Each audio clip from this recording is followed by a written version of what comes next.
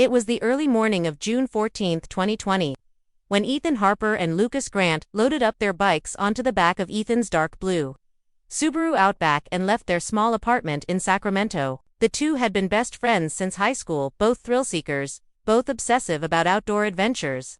They had planned this particular trip to Lake Tahoe's backcountry trails for over a month. The area they intended to explore wasn't on the usual tourist maps. It was a network of rough, rarely used fire roads and old forestry paths, some of which weren't even listed on GPS. That was part of the appeal. The less people know it, the better. Ethan had texted a friend the night before. They checked in at a small ranger outpost near the southern entrance around 8 a.m. According to the ranger's report, both men were in good spirits. They signed the logbook, marked their intended trailhead, and joked about ghost bikers when warned about weather changes later in the weekend. They told the ranger they'd be back before dusk on Sunday and were carrying emergency supplies, satellite phones, and GoPros to record their ride. Everything about their departure seemed completely normal. Experienced bikers, well-equipped, confident, and excited. But by Sunday night, there was still no sign of them.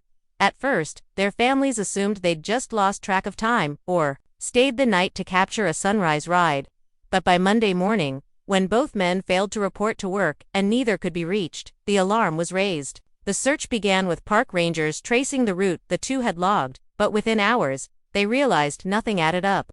There were no fresh tire tracks, no discarded items, and most disturbingly, no GPS pings from either of their devices. The trail seemed to just end, like they'd ridden into thin air. As the hours turned into days, the search operation escalated.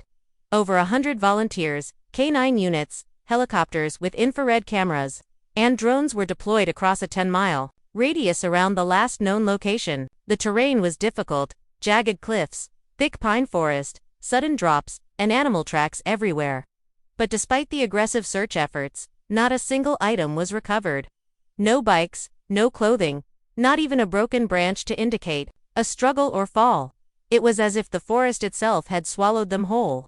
A few volunteers later reported hearing strange sounds in the woods at night, distant metallic scraping, like a chain dragging over rock, but those reports were dismissed. By the end of the week, national media picked up the story. The headlines were dramatic. 2 riders vanish without a trace in Tahoe wilderness, and forest swallows friends on biking trip. Interviews with their families painted the picture of 2 responsible young men who never would have taken reckless chances. Their bikes alone were worth thousands, and no thief could have made off with them undetected. Theories began to swirl. Some said it was a mountain lion attack. Others speculated they'd fallen into an unseen ravine. But there was no blood, no clothing, no crash site. Nothing. As days turned into weeks, and official search efforts yielded nothing, whispers began to take the place of facts. In the absence of evidence, theories flourished, some logical, others disturbingly strange. Online forums lit up with speculation. Reddit threads, local Facebook groups, and YouTube conspiracy channels began dissecting the case. People questioned how 2 experienced bikers with satellite gear could simply vanish without leaving behind even a trace. The more time passed, the more outlandish the ideas became. Some claimed it was a government cover-up, suggesting that the men had stumbled upon something they weren't meant to see, like a hidden military installation or classified experiment deep in the forest. Others believed it was a botched robbery by backwoods criminals, though no credible criminal activity had ever been reported in that area. Locals, however, had their own version of the story, one that stretched back decades. Elders in nearby towns, particularly in Incline Village and Truckee, spoke of a cursed area just north of the lake, known in whispers as Dead Man's Hollow. The name never appeared on official maps, but anyone who hunted, hiked, or camped deep enough knew the tales. It was said that compasses would spin, radios would go dead, and sometimes, people wouldn't return. Over the years, hikers had gone missing in that region, not many, but enough to fuel stories. Most were written off as accidents, but those who knew the woods claimed otherwise. One retired ranger, anonymously interviewed for a podcast, said, "Something chilling. Some places in that forest don't want to be found. You don't get lost there, you get taken." It wasn't long before the legend of the Silent Peak resurfaced. According to old Washoe tribal folklore, long before colonists came, there was a sleeping presence in the northern cliffs, something buried deep beneath the rock that feeds on silence, and those who trespass it The Washoe avoided the area entirely. The land was never settled, never developed. Even modern hikers said their gear would inexplicably malfunction when they ventured too far in. While most of the folklore was dismissed as ancient superstition, a growing number of people began to believe that Ethan and Lucas may have stumbled into something ancient and dangerous. Something the forest had kept secret for centuries. As investigators ran out of leads, the families of the missing men became increasingly desperate. Ethan's sister, Jenna Harper, publicly offered a $50,000 reward for any information. But even that yielded nothing useful, only prank calls, blurry photos, and one unhinged man who claimed to have seen Ethan eating berries and laughing with a shadow man. Lucas's parents, devastated and angry, accused the sheriff's department of giving up too soon. In response, small independent teams of amateur sleuths and survivalists began mounting their own expeditions into the Tahoe wilderness. Some even live-streamed their hikes, hoping to stumble across something the original search had missed. But each one came back empty-handed. One team's drone mysteriously crashed twice in the same patch of forest, and their GPS footage was corrupted by the start of the next year. The story had faded from national headlines, but in the Tahoe region, it had become an urban legend. Locals began warning tourists not to go off-trail, and a few businesses even sold missing riders merchandise, t-shirts, mugs, and keep. The story of Ethan and Lucas had transformed from a tragic disappearance into something darker, something unspeakable. People no longer asked, "Where did they go?" Instead, they asked a far more chilling question. What did they find out there? It was a chilly morning in late February of 2025. Nearly 5 years after Ethan and Lucas had vanished without a trace. The forests surrounding Lake Tahoe were blanketed in frost, the sun barely cutting through the dense tree canopy. On that particular weekend, a small group of hobbyists from Carson City had gathered to test out their new high-range drones, modified quadcopters with reinforced signal boosters and upgraded cameras. They weren't looking for anything specific, just testing altitude limits and filming aerial views of the lake. The group flew frequently in the area but had always avoided the northeastern cliffs, calling them drone killers because of the unusual number of signal drops and crashes there. This time, curiosity got the better of them. They launched just before noon. The first few flights were normal, but when one drone veered near a steep, jagged section of the cliff, apart, no trail had ever led to the video feed suddenly the drone swerved erratically, as if something interfered with its stabilizers. Then clipped the edge of a pine and spiraled downward. The screen froze on a single frame, a rocky outcrop about 160 feet below the main ridge before going dark. The group groaned, thinking they'd just lost another expensive rig. But when they reviewed the last few seconds of footage on a laptop, one of them paused the frame and leaned in. There, right before the signal cut out, was something they hadn't expected, a faint glint of metal. A round shape, tangled in dirt and roots. It looked like a tire. Thinking it was just old trash or scrap, they debated leaving it, but something didn't sit right.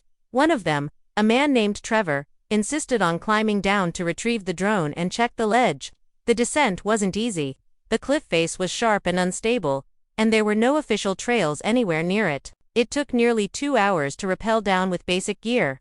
When Trevor finally reached the outcrop, what he found made him freeze. The glint they saw from the drone was indeed a tire, a mountain bike tire, nearly buried in dirt, its frame lodged between two stones.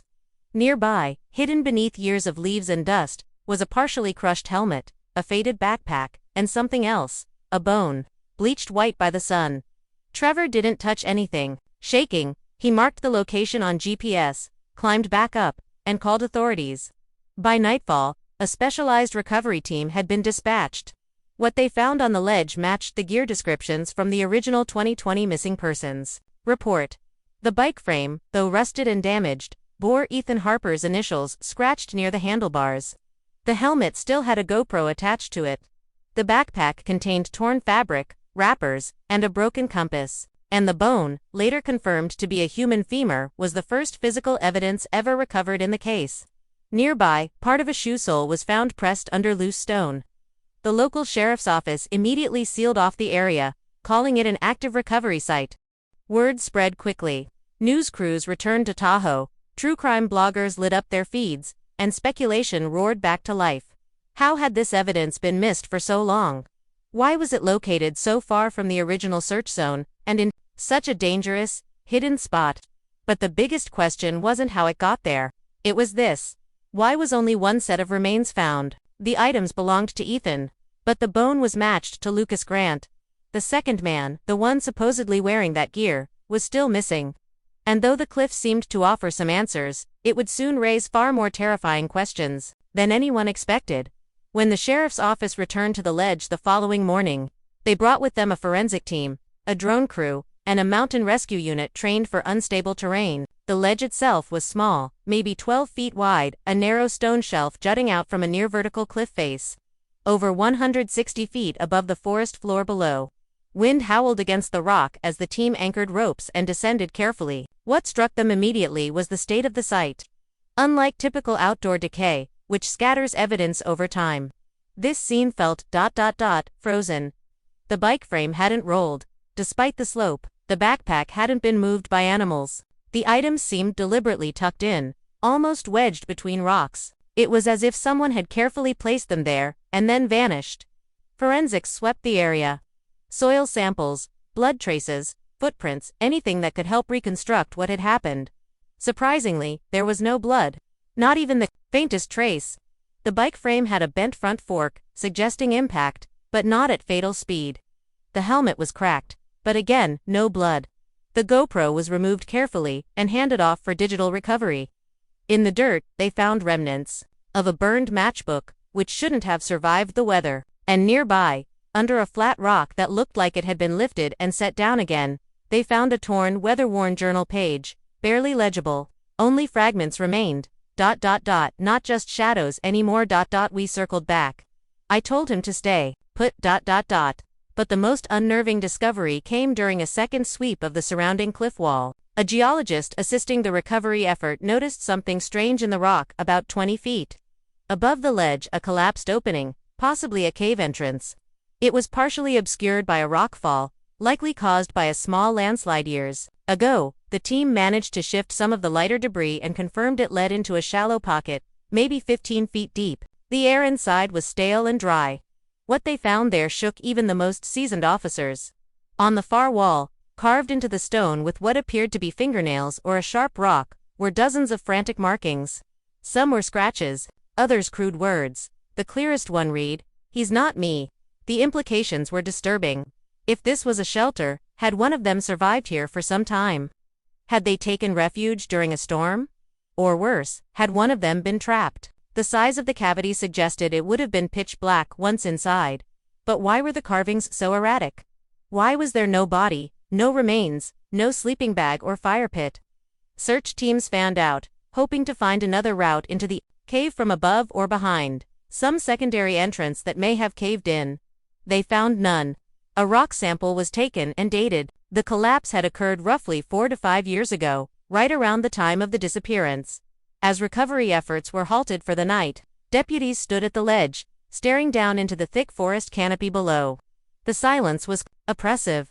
One officer later said he felt watched the entire time. Drones sent into the area malfunctioned again, with footage glitching and feeds cutting out. The sheriff, in a short press statement, declared the site a major breakthrough in the missing persons case. But off the record, investigators admitted something far more unsettling. The scene didn't match any natural accident scenario. Something had brought the men here. Something had kept them and then let one go. It took forensic techs 3 days to safely extract the data from the GoPro's SD card. Miraculously, despite 5 years of exposure to the elements, the memory chip remained intact. No one expected much, maybe shaky biking footage, some wind noise, or static. But what they recovered was far more chilling. The footage was time-stamped June 14, 2020, the very day Ethan and Lucas went missing. Over 42 minutes of video were successfully restored. Investigators watched it first in a secure room, documenting each frame.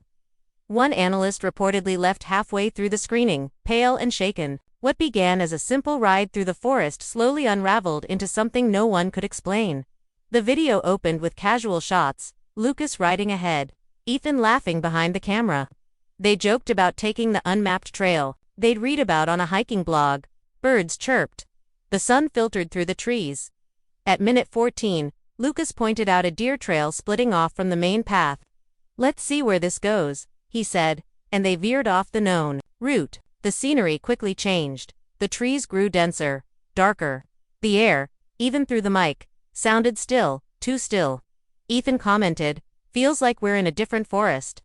At minute 18, the GPS app on Lucas's phone began malfunctioning. The compass spun without direction. The map wouldn't load. The further they rode, the quieter it got. Not a single bird, not a single breeze. Just ... silence. Around minute 22. The tone of the video changed. Ethan's breathing grew heavy, not from exertion, but from fear. "Something's wrong," he said. The footage showed them stopped, scanning the woods. The camera panned slowly. Between two trees, for a single frame, a dark figure could be seen. No clear shape, no face, just a humanoid silhouette, completely motionless. Lucas didn't see it, but Ethan did. He gasped, and the camera jolted. When they turned to look again, the figure was gone. Lucas laughed nervously. "You're freaking yourself out." But Ethan was visibly disturbed. "I swear to God, someone's out here." Then, as they continued walking their bikes, low whispering could be heard. Neither of them acknowledged it, suggesting they hadn't heard it at the time. The final stretch of the video was chaos. The camera shook violently. Trees blurred past. Lucas screamed off-screen, "Ethan, wait." The sound of the bike hitting the ground was followed by frantic footsteps. Then, static. The last clear moment showed Ethan turning the camera on himself, eyes wide, face pale, lips trembling. He whispered, "It's not following us, it's waiting." Then came the scream, a bone-rattling, blood-curdling scream from somewhere behind him. Not Lucas. Something else. The camera dropped. There was a flash of movement, a long, twisted shape darting past the lens, and then the footage ended. The final frame showed dirt and pine needles, and a bare footprint, not belonging to either man, pressed deep into the earth. Digital forensics tried enhancing the audio. The whispers, when isolated, formed fragments of words. One technician claimed to hear, "Don't leave him." Another insisted they heard the word, "awake." Skeptics said it was just audio interference. But even skeptics had no explanation for the footprint, human-like, but elongated, almost skeletal. After reviewing the footage, authorities refused to release the full video to the public, citing respect for the families and ongoing investigation. But rumors leaked. Blurry screenshots made their way to online forums. And just like that, the story of Ethan and Lucas turned from a disappearance into something far more disturbing. A possible encounter with something ancient, patient, and inhuman. The discovery of the ledge, the skeletal remains, and the GoPro footage should have offered closure, or at least a concrete theory. But instead, it only deepened the mystery. The biggest question haunting investigators was simple: where was Ethan Harper? All the gear, the bike, the helmet, the backpack, belonged to him. But the single bone recovered belonged to Lucas Grant. It made no sense. Had they swapped gear? Had Lucas been wearing Ethan's helmet when something happened? Or was it possible that Ethan had survived the initial event, and somehow escaped alone? Yet if he had, there was no trace of him anywhere in the forest, and no activity on his bank accounts, phone, or social media in the 5 years since. The carvings found in the collapsed cave complicated things even further. The phrase etched into the wall, "He's not me," was the subject of furious debate. Some believed it was a final message from Ethan, perhaps written in delirium or fear. Others speculated it was a warning, not about the writer, but about someone else who looked like him. Psychologists were consulted. They suggested extreme isolation could lead to hallucinations, confusion, even dissociative episodes. But geologists confirmed the cave-in likely occurred around the same time as their disappearance. If Ethan had survived in that pocket of stone, it was only for a short time.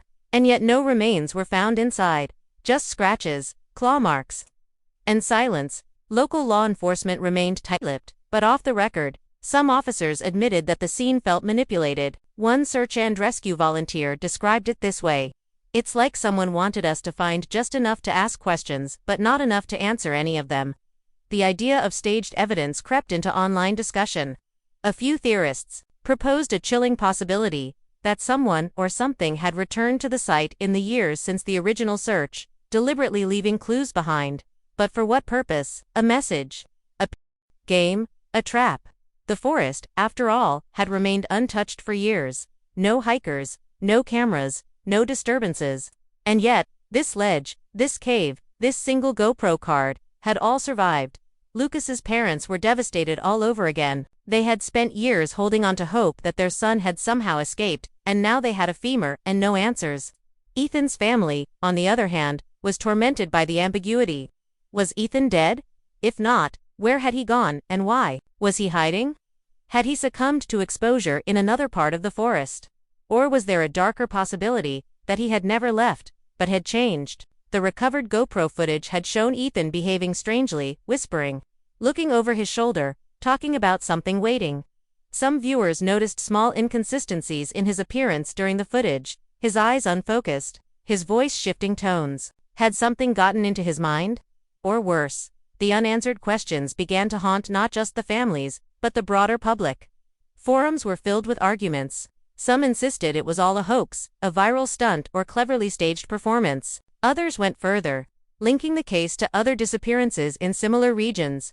Hikers vanishing in the Sierra Nevadas, campers who reported watchers in the trees, and strange symbols carved into stone far from any trail. Even former rangers came forward anonymously, claiming there were off-limits maps the public never saw, areas deemed too unstable or too strange to monitor. But in every version of every theory, one question always remained. Why did only one of them leave a trace? And where did the other truly go? Just when the investigation seemed to hit a dead end, something unexpected happened. On March 12, 2025, nearly a month after the ledge discovery, Ethan Harper's sister, Jenna, received a package at her doorstep in Sacramento. It was small and unmarked, with no return address, no postage, and no tracking information. At first, she thought it was a cruel prank. But inside was a small padded envelope containing a USB flash drive, and nothing else.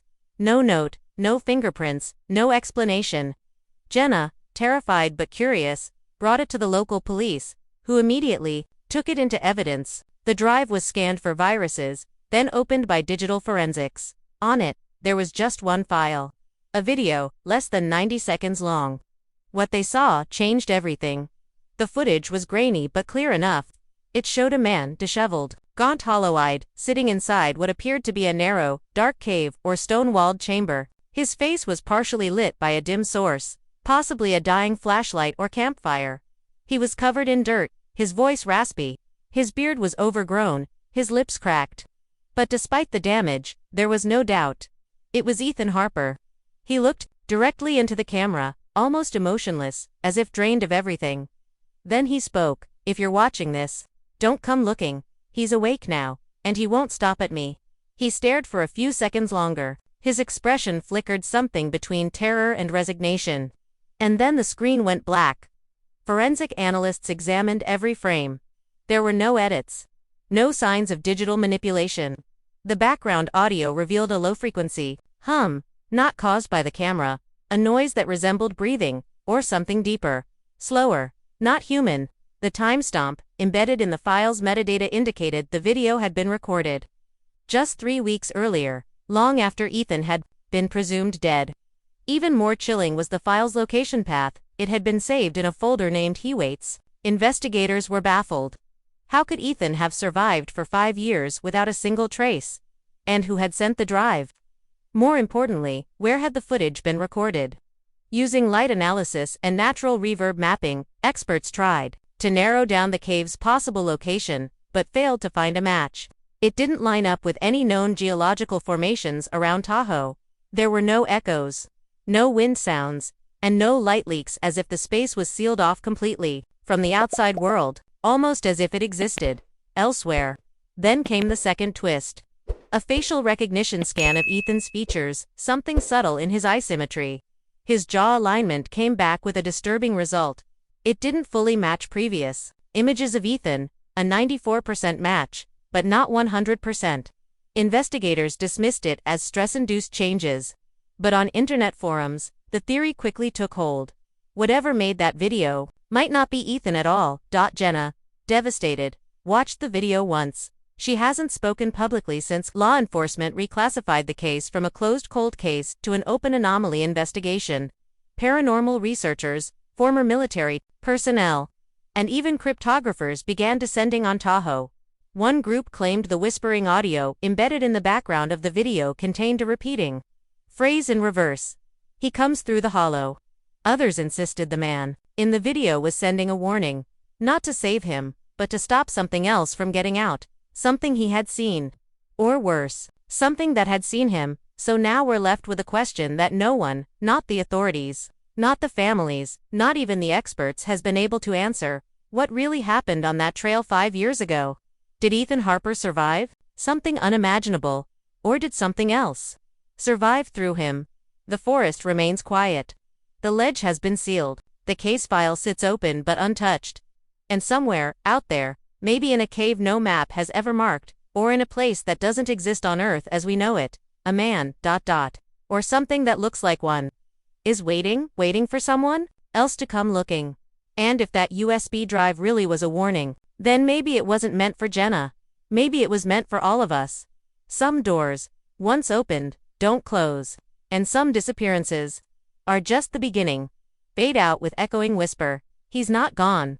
Cue eerie ambient music or low drone rumble on-screen text. Subscribe for more unexplained true stories.